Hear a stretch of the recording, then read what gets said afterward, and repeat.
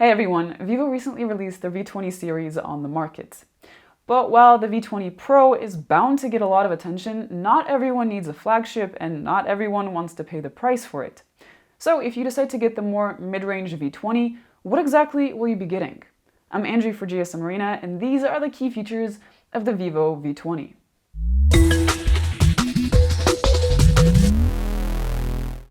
At first glance, the Vivo V20 doesn't really stand out in terms of design, aside from its colors. You can get it in the musically named Sunset Melody, Moonlight Sonata, or Midnight Jazz colors. We have the bluish midnight version of the phone. It's gorgeous and it goes from dark gray to silver, and it turns blue when the light hits it. In the hand, it's a surprisingly light 170 grams, and it's quite thin and compact for a 2020 smartphone. It's made of glass on the front and back and has an aluminum frame.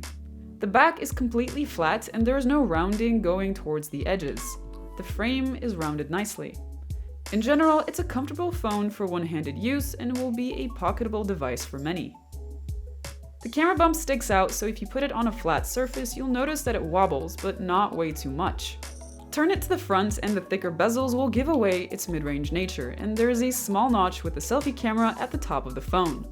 That said, while the 6.4-inch display isn't very large for today's standards, it is an AMOLED with a good pixel density of 409 ppi. Like the back, the screen is completely flat, so it'll be a good choice for those that aren't fans of curves. We also noticed that it's unusually reflective and it's not very bright, so it might be challenging to use on sunny days.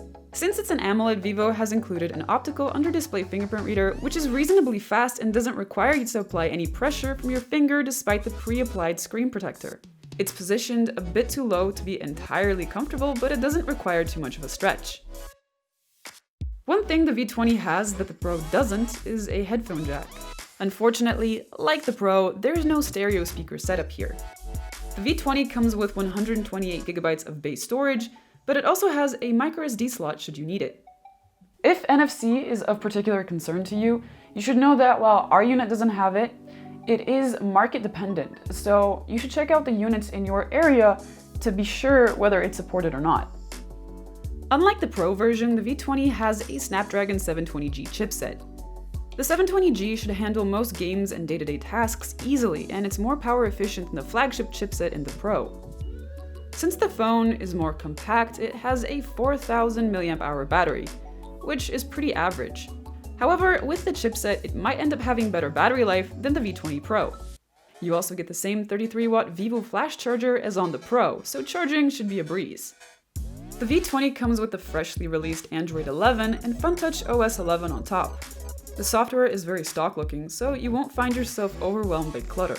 There aren't a lot of options for customizations though, so you might want to download a third-party launcher if you don't like Vivo's Quickstep launcher look. You will find a few preloaded Vivo apps like the Gallery, the FM radio, and the iManager to name a few. There's also an ultra game mode with a game sidebar if you're a regular gamer. Android 11 has some nice new features like better messaging support and the ability to respond to people from multiple messaging apps in one spot. Capturing and sharing content is much easier, and you can check your notification history if you've swiped away something hastily. The V20 has a triple camera setup. There is a 64-megapixel main camera, an 8-megapixel ultra-wide snapper, and a depth sensor. There's no telephoto here, but there is digital 2x zoom if you need it. The first few photos we took with the main camera came out nicely, so we're expecting good overall performance. The first few shots with the ultra-wide seemed to match the color output from the main camera, so we're expecting good things there too. The phone can shoot 4K in 60 FPS and footage is stabilized with gyro EIS.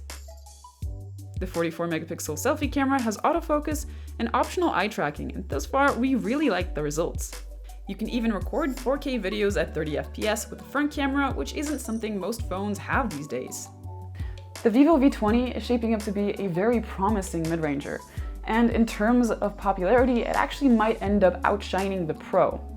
Sure, the screen is a little small in comparison to some competitors, but the launch price is good and the rest of the features are promising. Naturally, we'll need to do some more in-depth testing to have a more accurate assessment of this phone, so if you're interested in it, stay tuned, stay safe, and I'll see you guys next time.